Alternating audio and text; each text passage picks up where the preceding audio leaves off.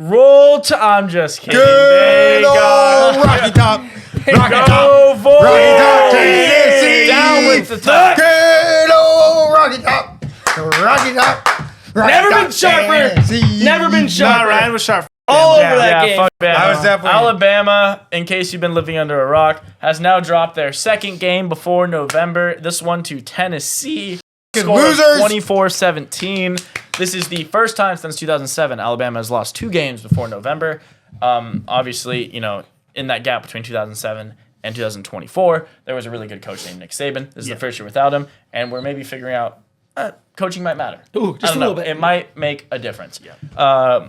Just quickly, the stats on this game before we open it up to everyone. Milroe, really, really rough game. 25-45, 239 through the air, 1 touchdown, 2 picks, and 14 yards rushing.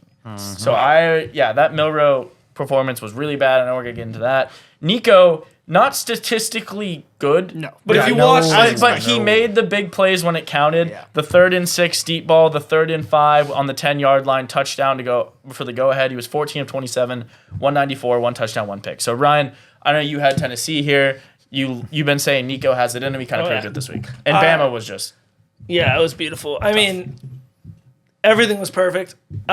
Tennessee's defense is one of the most slept-on defenses in the country. I think they're unbelievable, and they're going to be a problem for the future. Their one missing piece, in my opinion, was Nico stepping up to the plate. He finally did it. He made every throw he needed to late in games. He looked sloppy in the beginning, but it's a freshman quarterback. You're going to do that. As soon as he needed to make the throws, made every single one. I loved it.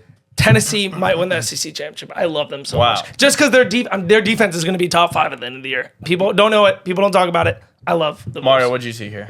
Oh my God, this is just a shocking performance. I don't even know what to make of these two teams anymore. Like I thought I was starting to kind of figure them out. And Flip-flop, just switch. just when I thought I had kind of a read on what this Bama team was, what this Tennessee team was, Nope. everything just got turned upside down. Yeah. This Tennessee team, I will say the most impressive part about this team is their defense, without a doubt. I didn't think they would limit Milroe's rushing That's crazy. as good as they did.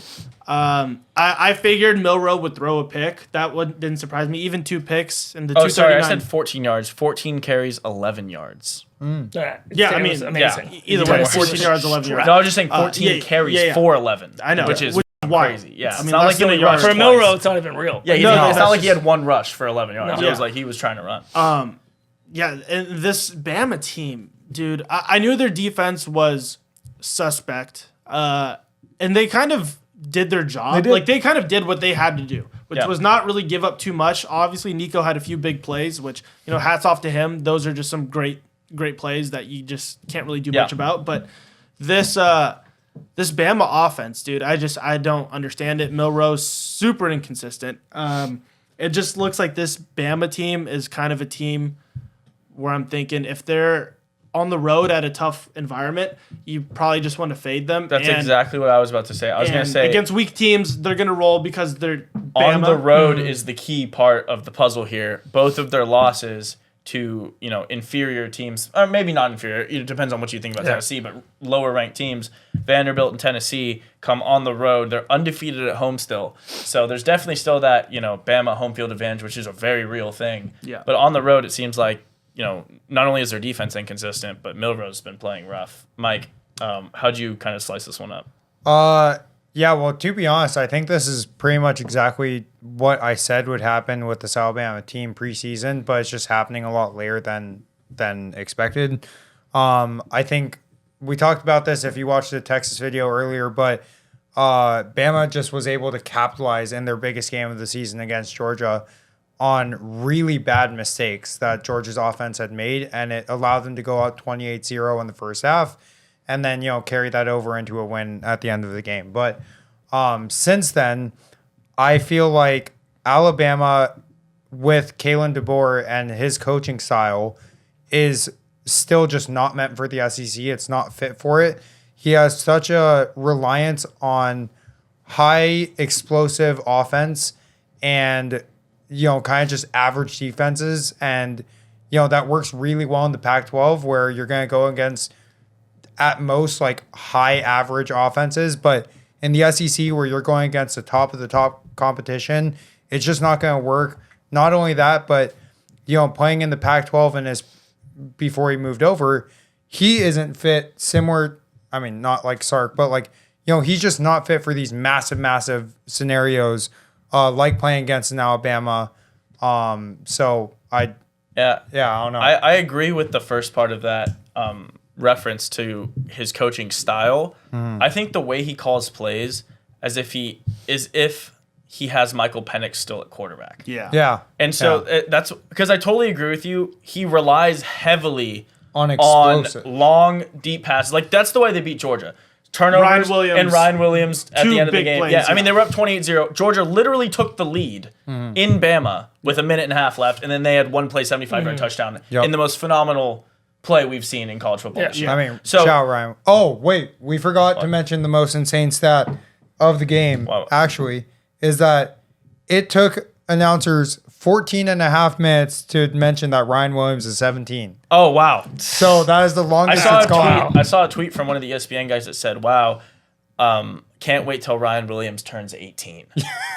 That's fire. So take that how you will. That's, wait, what does he mean by that? That's been interpreted a couple love ways. that. Yeah, but no, you're totally right. When this Bama team rushed 34 times for 75 yards, and they don't throw the ball like efficiently across the middle at all.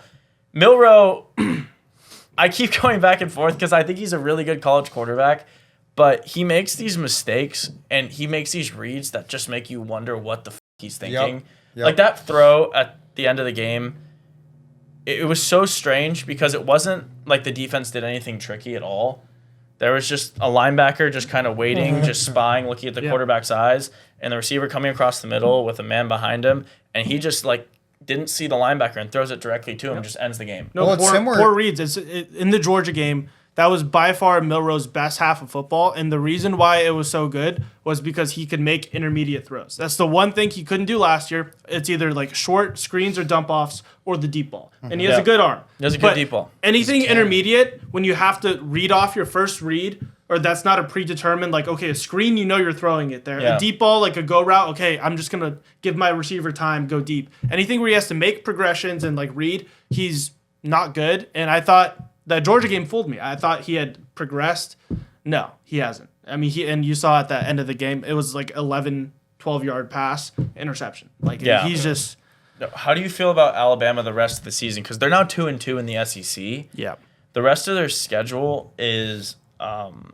they are home against Missouri this week, at LSU, then Mercer, Oklahoma, Auburn. So, if they win out, they're not getting in the SEC championship. That's already been solidified. There's going to be either an undefeated team and, a one-loss team or two one-loss teams in there. Two-loss teams not making the SEC championship.